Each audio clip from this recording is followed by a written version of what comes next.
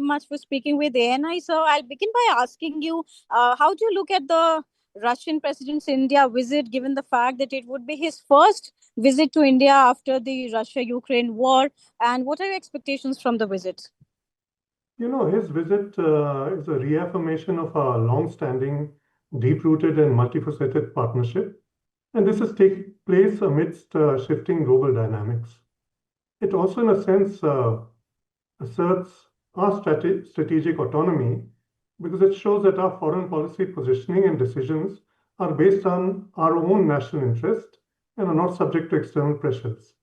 So it is an affirmation of our independent and pragmatic foreign policy approach. Right. So, how should India balance its engagement with Russia alongside its growing ties with the United States and other Western powers, and with Trump being in power again and his tariff threats? How significant will this visit be? Well, I think it would be an important one because, as you well know, strategic autonomy and multi-alignment are cornerstones of our contemporary foreign policy tradition, and we take pride in our independence of judgment and action.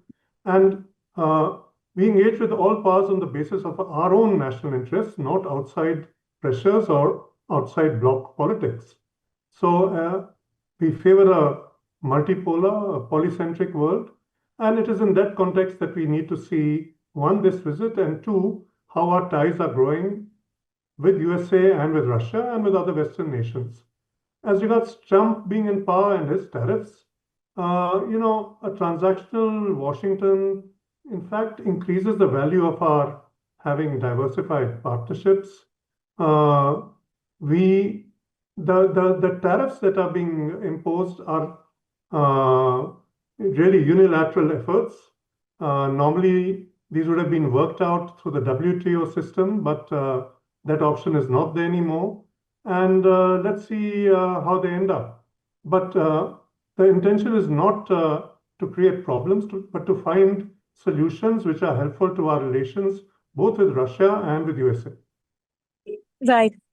So you have served as an ambassador to Moscow, and during your ambassadorship, defense cooperation between India and Russia transitioned from largely buyer-seller to more joint research production. And since Russia has historically been a key defense partner for India, how do you see defense collaboration evolving now, particularly with India's focus on self-reliance and indigenization?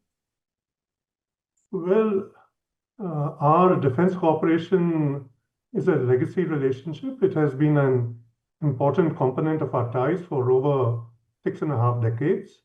And it has evolved over time, as you pointed out, from a buyer-seller framework. Even when I was there, we had started joint design, research, development, and production of advanced defense technologies and systems. As you know, we manufacture Russian weapon systems under license, the Su-30 MKI, the T-90S, the BrahMos supersonic cruise missile. And the latter is actually a great example of a world-class weapon and a practical example of Make in India, and undertaken in cooperation with Russia. So we must remember also that we get access to sensitive Russian technologies and special materials, and this has enhanced our security.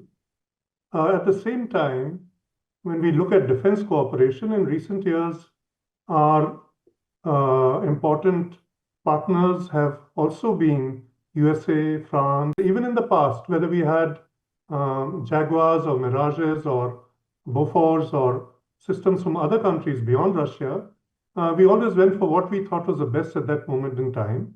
And I think this should continue. And even now, if you look at it, we need to examine offers that are there in a very hard-headed manner, bearing in mind that we are much better off manufacturing domestically ourselves. So one would look at the quality, the price, the technology being transferred, spares availability. All of these become very important.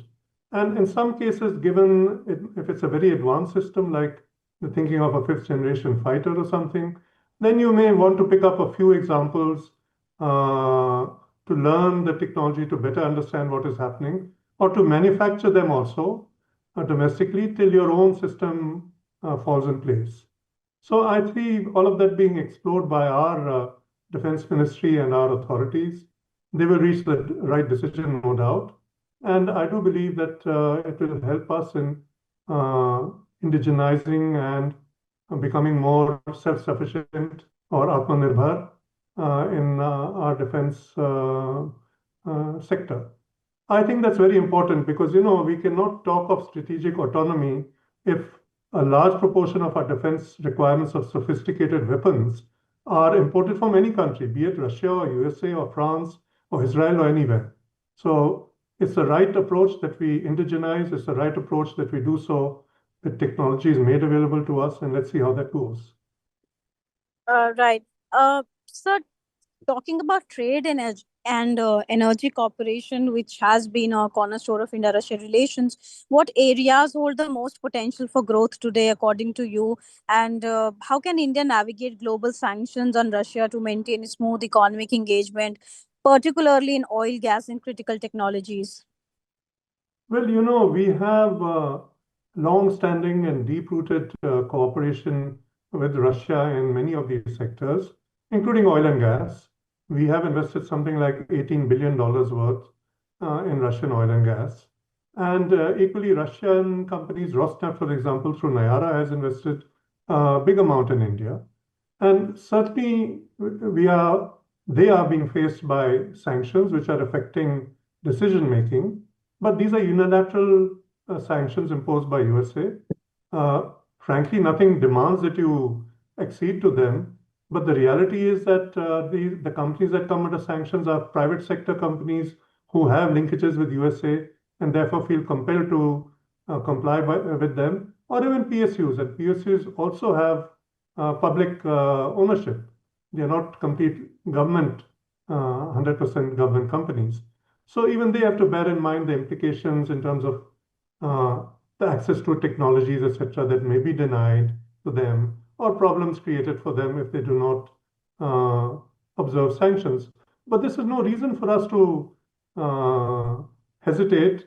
We should look first to our national interests. If it is in our national interest to have a particular item or import a particular thing, we should do so.